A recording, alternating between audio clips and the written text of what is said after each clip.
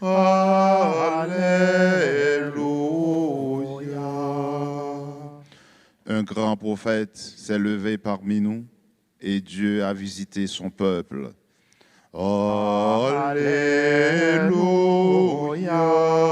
Alléluia. Alléluia. Alléluia.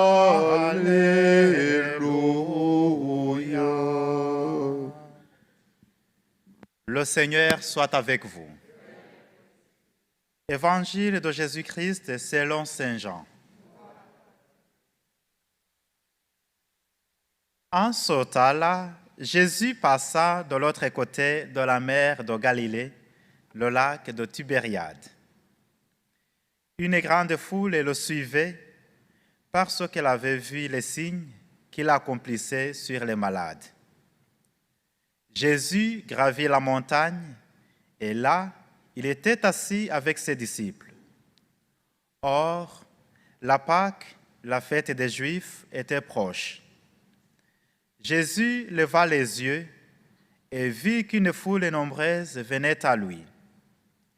Il dit à Philippe, « Où pourrions-nous acheter du pain pour qu'ils aient à manger ?» Il disait cela pour le mettre à l'épreuve, car il savait bien, lui, ce qu'il allait faire. Philippe lui répondit, « Le salaire de 200 journées ne suffirait pas pour que chacun reçoive un peu de pain. » Un de ses disciples, André, le frère de Simon-Pierre, lui dit, « Il y a là un jeune garçon qui a 5 pains d'orge et 2 poissons. Mais qu'est-ce que cela pour tant de monde ?» Jésus dit, « Faites asseoir les gens. » Il y avait beaucoup d'herbe à cet endroit. Ils s'assirent donc au nombre d'environ 5000 hommes. Alors, Jésus prit les pains et, après avoir rendu grâce, il les distribua aux convives. Il leur donna aussi 10 poissons, autant qu'ils en voulaient. Quand ils eurent mangé à leur faim, il dit à ses disciples, « Rassemblez les morceaux en surplus pour que rien ne se perde. » Ils les rassemblèrent et ils remplirent 12 paniers avec les morceaux de 5 pains d'orge restés en surplus pour ceux qui prenaient cette nourriture. À la vue du signe que Jésus avait accompli, les gens disaient, « C'est vraiment lui le prophète annoncé, celui qui vient dans le monde. » Mais Jésus savait qu'ils allaient l'enlever pour faire de lui leur roi. Alors, de nouveau, il se retira dans la montagne, lui seul. Accueillons et acclamons la parole de Dieu.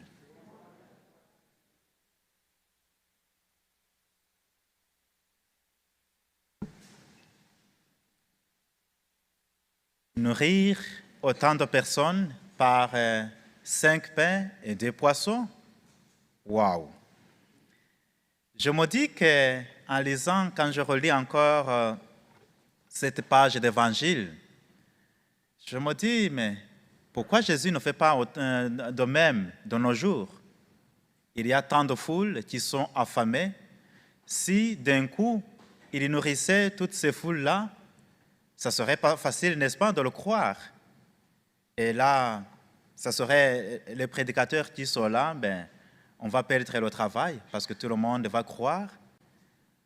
Une fois que Jésus aura fait multiplier les pains et que tout le monde mange à satiété. Mais Jésus ne le fait pas. Est-ce que a-t-il changé? Est-ce que Jésus était-il capable de faire des choses qu'il refuserait de faire aujourd'hui? Est-ce que les merveilles de l'Évangile ne sont plus pour nous? On peut se poser tant de questions et se dire, comme je le disais, que si Jésus faisait des merveilles grandioses comme la multiplication des pains, tout le monde croirait. Mais ce n'est pas du tout sûr.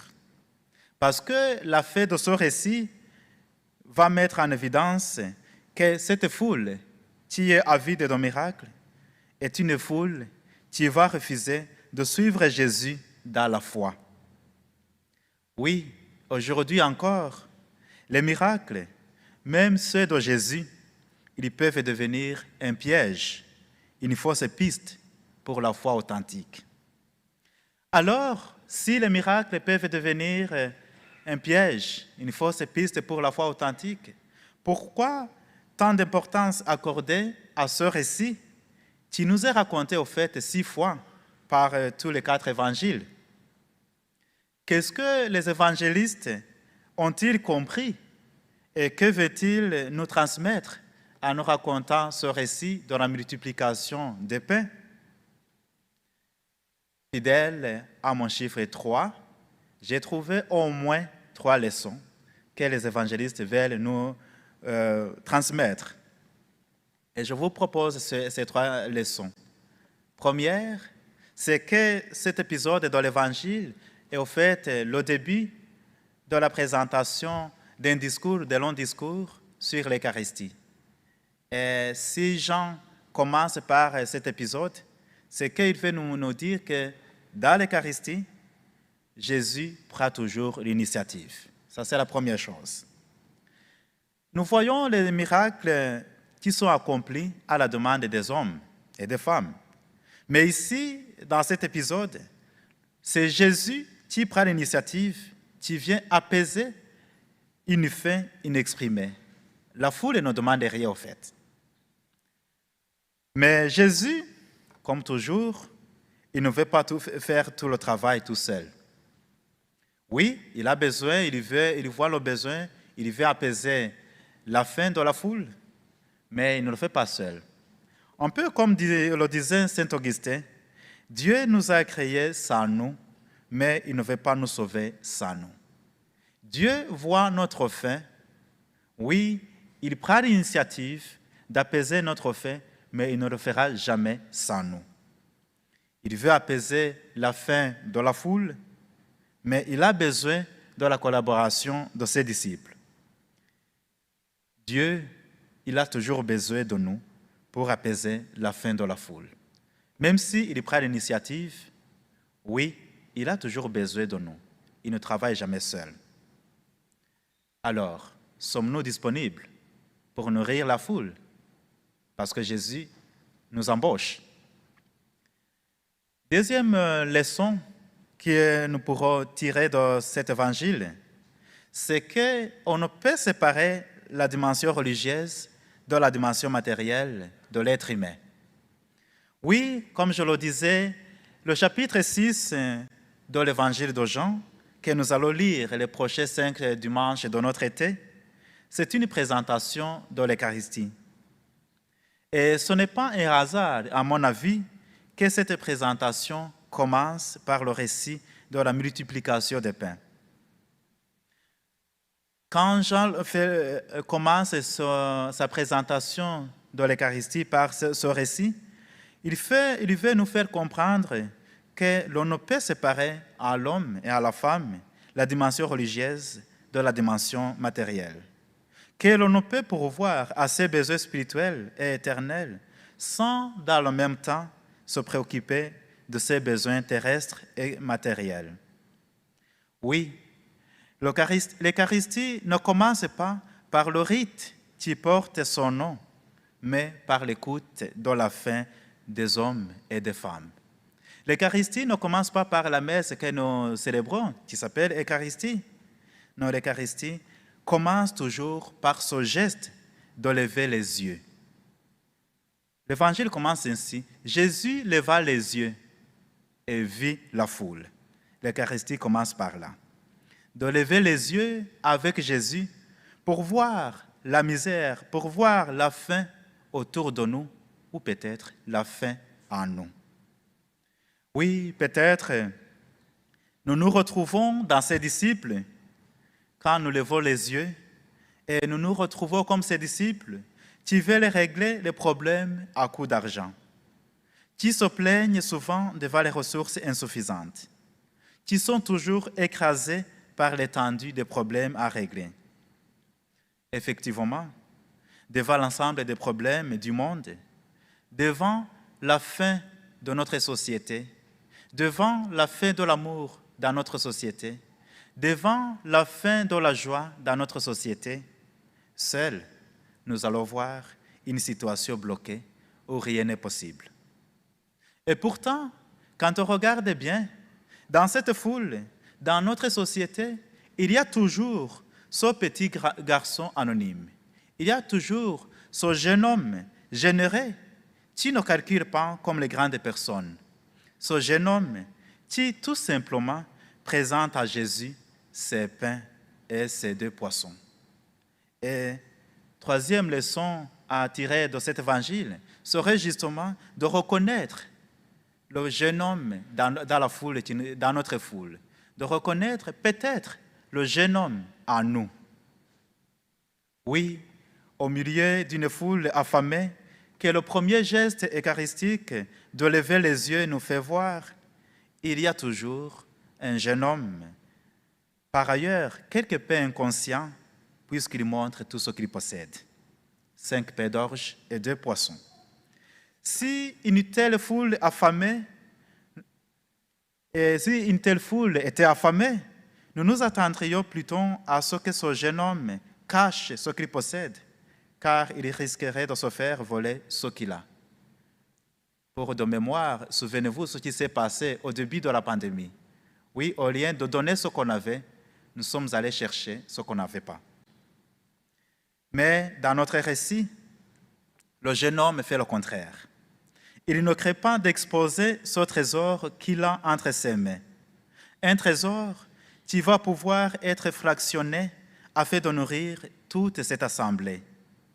Ce jeune homme, à mon avis, c'est le premier signe de cet épisode de l'Évangile.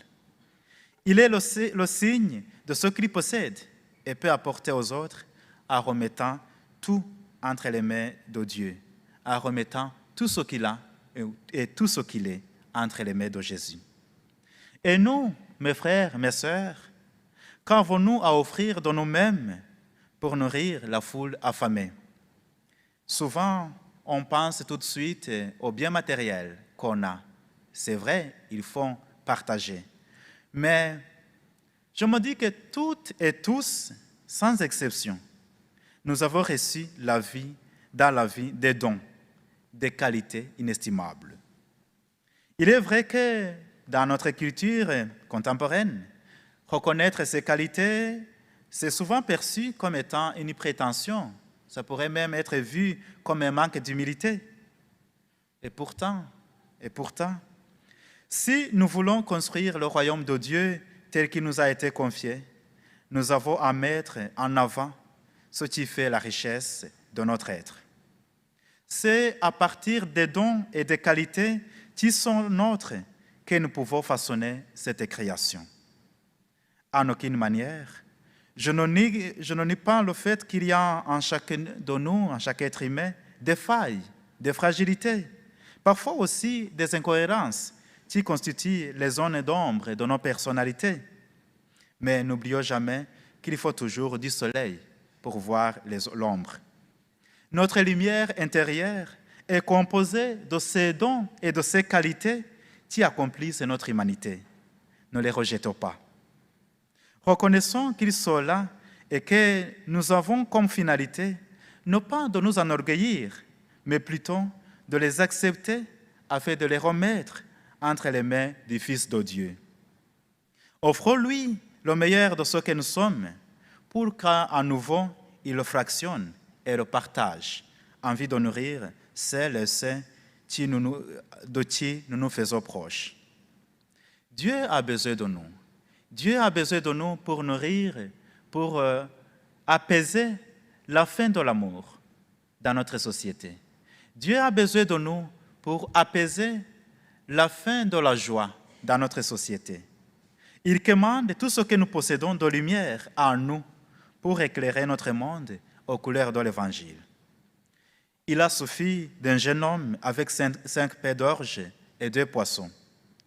Peut-être aujourd'hui, il suffit de chacune de nous pour apaiser la faim dans le monde, Peut-être aujourd'hui, il suffit de chacun, de chacune de nous pour étancher la soif dans notre société. Alors, mes frères, mes sœurs, offrons au Seigneur qui nous sommes. Il pourra nourrir le monde entier. Amen.